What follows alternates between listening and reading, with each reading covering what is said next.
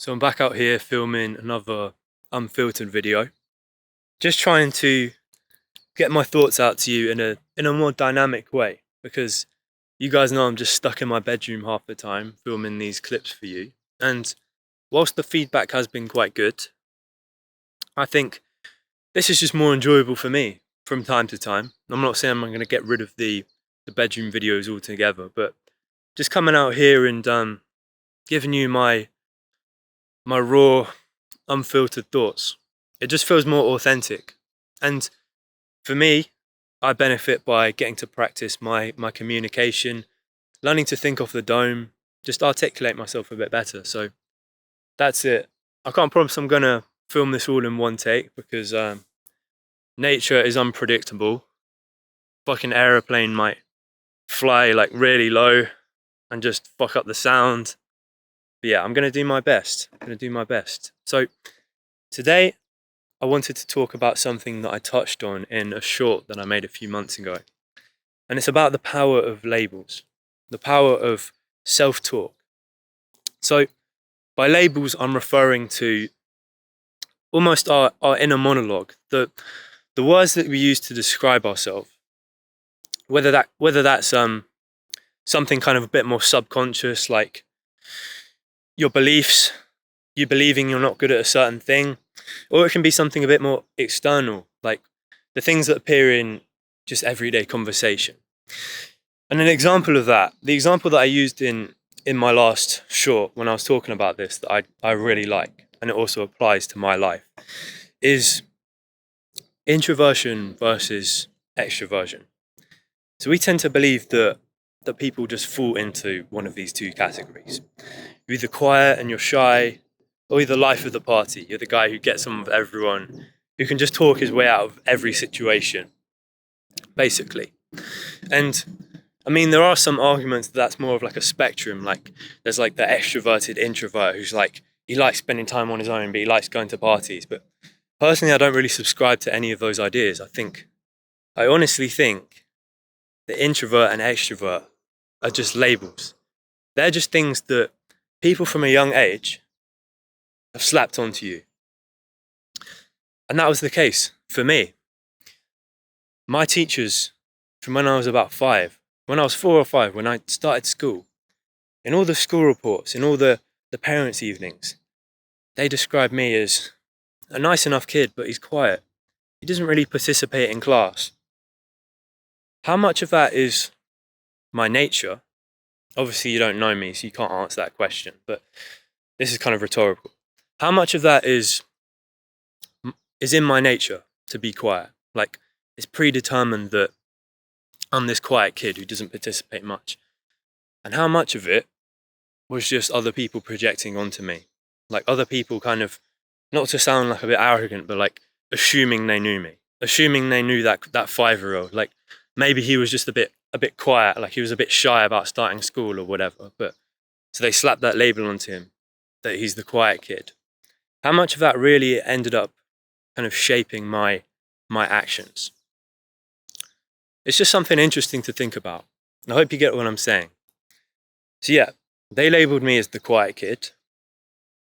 And then all throughout school, I kind of continued in that pattern. Like I had friends and stuff, but I didn't really participate too much. And that kind of kept up into like high school, and even up until like a few years ago, I had this belief that, oh, I'm the kid who doesn't really engage with others. I like to keep to myself. Like I had my like small circle of friends, but like I wasn't like the really popular kid. Like I wasn't going to all the parties. And I'm starting to believe that I just used this label of introvert. And I'm not trying to kind of escape accountability for the situation, because I'm responsible for my own behaviors at the end of the day. But there's definitely like some level of external influence involved in the way that we act. And I think I kind of coped a bit. I think I used this label of introvert as cope, not to work on my social skills. I really think that that's just something I held on to for many years and used it as some excuse not to work on myself. And it's really something that I've been addressing now, because until like about 3 or 4 years ago, probably more like 4 years ago now, when I really started going out and socializing, when I started doing all this degenerate shit like going to parties and just drinking a lot. And that's not really where I'm at now, obviously, but I don't think people in those days, like in the last 4 years, the people I meet now, I really don't think they would describe me as introverted, because I'm the type of person now, my social skills are at the level where I can basically just approach a random person I don't know, and like I'm guaranteed to be able to have some form of conversation with them, even if it's just small talk. I don't really get frightened off by social situations. And thank fucking God I let go of this label that I placed on myself of introvert, because who fucking knows where I'd be now. I think if you're one of these people who it's totally fine to just enjoy your own company. I fucking love my own company, honestly. That's where all of these ideas have come from. That's where the YouTube has kind of thrived, really. It's perfectly fine to be like that, but what I want you to keep in mind is you haven't got to be anything. I know that sounds weird. You haven't got to be fit into some kind of box. You don't want to be boxing yourself in, and you don't want to let anyone else box you in. You're nothing and everything at the same time. I know this doesn't make complete sense, but who is it? Bruce Lee, he said, be like water. Adapt to the situation. There are some situations where you're required to shut up and just listen. You can be the quiet guy then because it's in your best interest. Like, you could be in a potentially dangerous situation where your life is in jeopardy, and if you won't run in your mouth, you're gonna fucking get stabbed or something. I know that's kind of an extreme example, or it could be, this is just like an example off the top of my head, or it could be, you're in a workplace and you just started working at somewhere quite prestigious, but like you're like a junior member of staff, and it's totally in your best interest to just listen to the people who have like way more experience than you, so you can fucking learn something. You don't want to just be running your mouth there either, because you're just gonna look like a bit of a twat, aren't you? But then there are also some situations, like for instance, public speaking, or just like functions and stuff, like parties, where you want to be the guy who can fucking approach everyone. Like, you want to kind of turn the tables a bit. You might see someone who does like identify with this label of introvert, and they're just like fucking standing around, like acting a bit shy, just like how I would have been a few years ago, just not really engaging with anyone. And you want to be the one to go over there and like fucking bring them out of their shell. Like, you want to be the guy who can talk to the people who are like not really that great at socializing, they have limited social skills. And you also want to be mates with the guys who are kind of like, it sounds kind of bullshit, like it sounds kind of trashy, but kind of at the top of the social hierarchy. Like, not saying I believe in all that shit, but that's not really the point of what I'm saying. You want to be like adaptable, regardless of the occasion. You want to be like water. And I didn't mean to go off on that big of a tangent there, but you get what I'm saying. Don't abide by any labels. That goes by the labels that other people have put on you. The labels, the things that you project outwards into the world. And the interesting thing that I should bring up is the labels that other people place on you, after time they just end up becoming your own. Like, you might believe something about yourself for so long that you can't even trace back where that belief has come from, because they all come from somewhere. Usually it's from your parents, but it could be from fucking trashy friends, it could be from your teachers. It's quite easy for me to spot this now, like, not bigging myself up, but I'm someone with quite a good level of self-awareness. I've been meditating for quite a long time and journal every night. I think I'm relatively mindful. So I often catch myself saying things like oh, I wouldn't be good at this, or if it's something that I don't really feel like doing, or like, oh, I wouldn't be good at that, like whatever the fuck it is. Like, it could be like going out and chatting to some girls or something. Like, it could be approaching a girl on the street. In my mind, I'm like, shit, like, What if I fuck up? Or what if I get rejected? I don't really want to do that. But then I'm like, why the fuck would I put that restriction on what I can do? Why the fuck would I put that label on myself as the guy who can't cold approach or whatever? I'm whatever I fucking decide I am. I don't abide by anyone's labels. Not to fucking just go over the same points here, but if you know Alex Hormozy, the multi-millionaire entrepreneur, someone who's a really, really good influence on me, he said something that relates to this. He said, to be the person that you want to be, sometimes you've got to shed your previous skin. Sometimes you have to unspeak the things that people have spoken over you. And I thought that was really powerful. I thought that was really profound. Especially the latter part about people speaking things over you. So it's like, once you get to a certain level of awareness, you kind of understand people a bit better. If you're the social butterfly, you get to understand human behavior and psychology in some ways. Like, sometimes it's very easy to see that people are just insecure and they're trying to project their insecurities onto you. Like, I can think of too many examples of people like this, bro. Like, some past friends that I've had who are like not particularly confident socially, I'm sorry to say, like, and they kind of expect me to abide by their rules, like socialize with the people they exclusively choose to socialize with. All that's in the past anyway, but yeah, you get what I'm trying to say. So the reason I actually made this video right now is because I'm kind of encountering a more current example of this. Something that's actually a bit harder to pick up on, because up to this point, thank you for following, I've talked about negative labels, negative self-talk.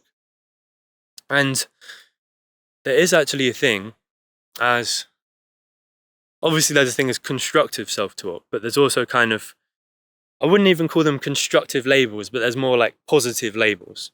So there's things that you cling to, some things that you kind of, you place a lot of value in, like, say, this is just a random fucking example, but say you're a good footballer. You're good at football, you're good at sport in general. That's become a part of your identity. That's a part of your belief system. And it's something that you're going to cling very strongly to.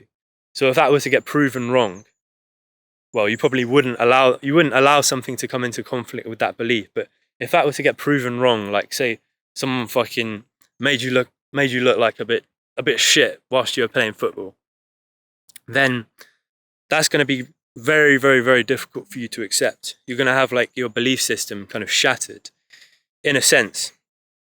And that's really going to hurt your ego. So it kind of goes both ways. There's this more like kind of ego driven labels, like some that are kind of coming from a place of arrogance, and I'm guilty of this as well. But where I wanted to kind of talk about where it applies to my life is that, so I've just finished university. That was what my last video was about. I did a creative course, so it was called digital arts. I'm forever used to having to explain that to people, because it's like everyone thinks it's just like sketching on Microsoft Paint, but it's like where technology and creativity intersect. So I do things like Photoshop, I do some like video editing. It's a lot of like VFX stuff. They really try and like prime you towards going down this VFX route, and for me, that's just like that's a complete and utter dead end career path. Like, I'm not interested in working in the Marvel sweatshop, bro. But besides the point. So I've carried this label with me that it literally originated from school. I've carried this label with me that I'm a creative person. I'm good at creative things, which is true. I am good at creative things. Right now I'm creating, and learning all the software and stuff has been really helpful with getting started on YouTube. I like to think I'm a pretty decent editor. I'm getting better with the thumbnails as well. And that stuff is all based in my degree. But I've carried this label of creative with me for the best part of a decade now. Maybe even longer than that. Probably my entire life. Again, it started when I was in school. I was the 5-year-old kid who was the best at drawing in the class. And my parents and teachers reinforced that, which is good. It's positive reinforcement. We want to have some things that we feel like matter. The areas that we feel like we matter in. That's good. That's good in a sense, unless your ego becomes too attached to them. But that continued. I was one of the top students in art in high school. Yay! But then I got a good grade at GCSE, decent grade at A level. Ended up doing a creative course.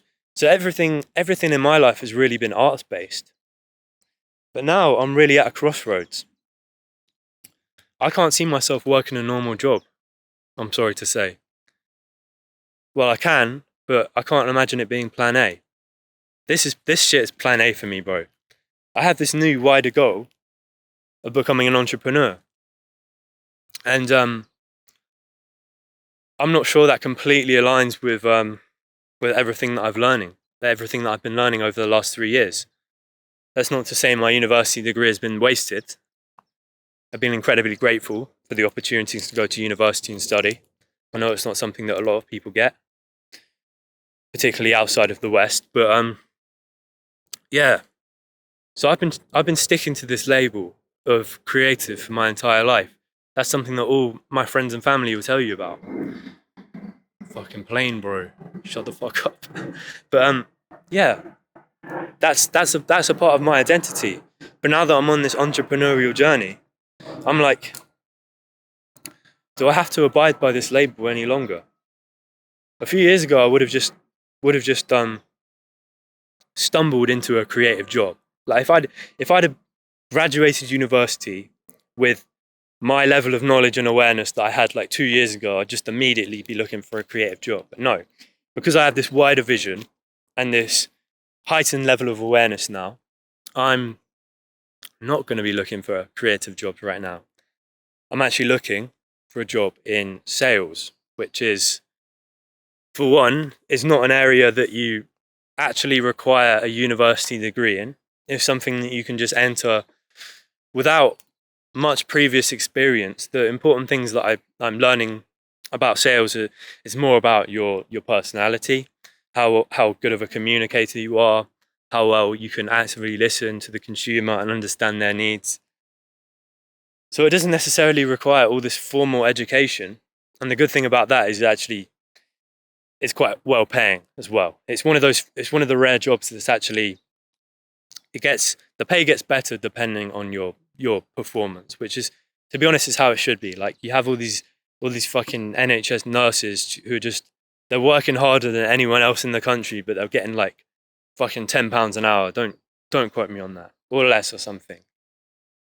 But sales, the point I'm making, no one from my past, not one of my teachers, not one of my former friends, not even my parents, to be honest, they're having a hard time getting around it. They would never have been able to predicted that this is the path that I'd be seeking to take. I've got an interview coming up next week, so wish me luck, but I'm confident enough in myself that I will end up working in a sales position or something comparable. None of those people from my past could have seen me doing this thing because they're also used to this kid that they've placed labels on. The kid who's introverted. How would he be able to fucking deliver a sales pitch? How would he be able to convince someone to buy a product? He can barely fucking like look me in the eye when he's talking to me. How is the kid who comes from this creative background, who's fucking used to sitting at a computer or used to sitting at a desk with a paper and pen and fucking sketching some dumb shit, how is he going to be good in a sales environment, which is like really high pressure? You don't have all this time to get on with your tasks and be like super methodical. To them, I say, I don't abide by your labels. It's just the truth. I'm not being arrogant, but who knows me better than I do? Who knows my capabilities better than I do? I've got enough self-belief that I think I'm confident enough to pursue any area of interest.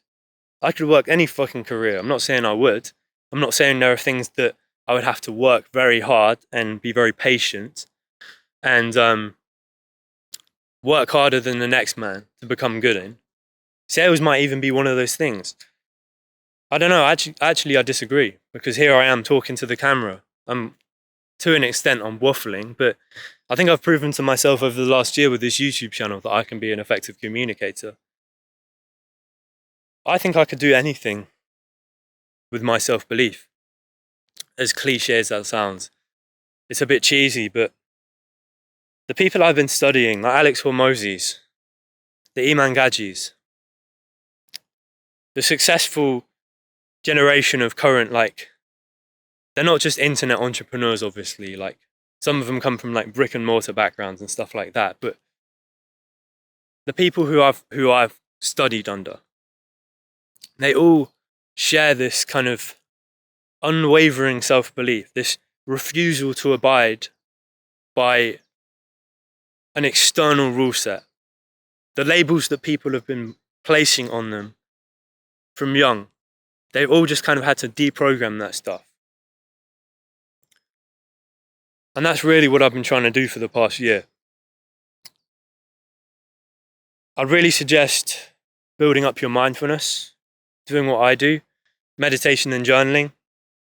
Mindfulness doesn't necessarily just mean like preventing yourself from becoming anxious, stuff like that. Because I mean, that's one of the best applications of meditation and mindfulness. It's like you walk around and you're a bit more calm. Same thing with journaling. You're not as anxious, you don't feel as depressed. These are all benefits. But I think the most practical benefit I've had from all this mindfulness learning and mindfulness training is the ability to be able to catch myself out when I say these things like, I can't do this fucking thing. I can't go talk to that girl. Or I'm not good enough to work a sales job. Says who? Who's fucking saying that apart from me, apart from my fucking inner monologue? Maybe there are some people who genuinely don't believe that, but fuck if I'm gonna let them shape my actions. That's really what I wanted to talk to you about. I can't think of a perfect conclusion, but I hope I've been able to get my message across to you today. Just think twice about the things you're telling yourself, and especially the things that fucking shithead friends and teachers are trying to tell you. Like, don't be arrogant, don't be a dickhead. But if someone tries to tell you that your capabilities are limited to like a certain thing or a certain activity, a certain job, fuck those people, bro. The only person worth listening to is yourself. Fucking build up your awareness, build up your mindfulness, and just do whatever it is you really want. That was a bit cheesy. But that's all from me today, bro. Take care.